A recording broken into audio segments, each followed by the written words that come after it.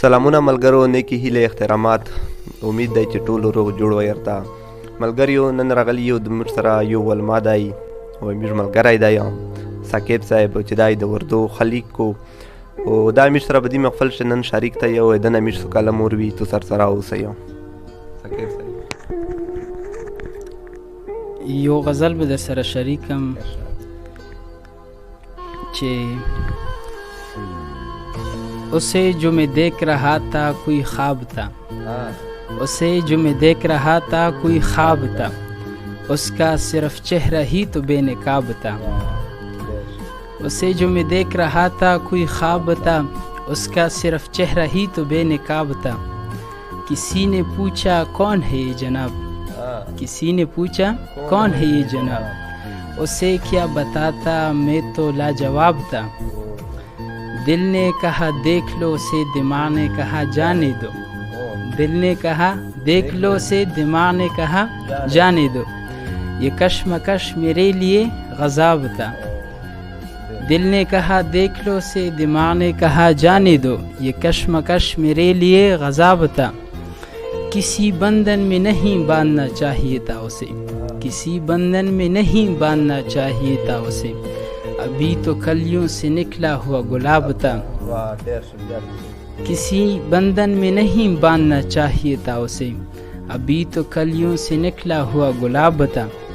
तेरे बस में नहीं था उसे देखना ए साकिब, तेरे बस में नहीं था उसे देखना ए साकिब, उसे देखना तो बस एक ख्वाब था।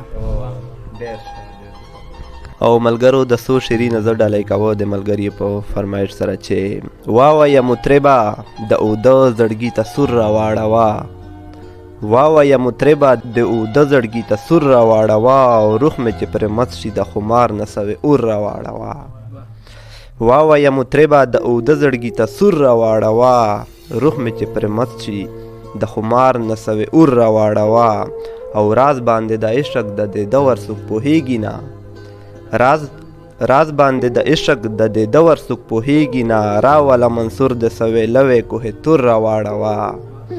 او زه چې پرې مین یم د محراب د بې اسوده دی، زه چې پرې مین یم د محراب د بې اسوده دی، شوخه د سپین مخ لره د څو خالونه تور راواړوه. او دار ته یم ختلی که په غرونو کې جاروزمه، دار ته یم ختلی که په غرونو کې جاروزمه، دار ته د مجنون د لیونتوب نه شر او شور راواړوه.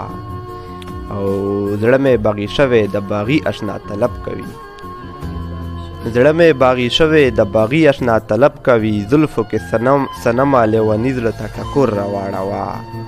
او ژوند کړم بې نیازه نه ګټمه نه بیلمه څه، ژوند کړم بې نیازه نه ګټمه نه بیلمه زه، بیړه کړه کافره عاجزۍ ته مې غرور راواړوه. او سترګې مې ړندې شوې د یعقوب غوندې په تا پسې، سترګې مې ړندې شوې د یعقوب غوندې په تا پسې، او ته دې آهو چشمه د شهلا نه راته نور راواړوه. او تاله چې په سپین مخو درځي رقیبان ورک ته شي، تاله چې په سپین مخو درځي رقیبان ورک ته شي، او ته یې راته هسې دغه سپین مخونه تور راواړوه. او مقصد چې ما نه که رضا په ژوند کې نه وې راته ووایه، ما نه که رضا په ژوند کې نه وې راته ووایه، او ګرانه بیا طیب ته په رضا باندې خړګور راواړوه. مننه.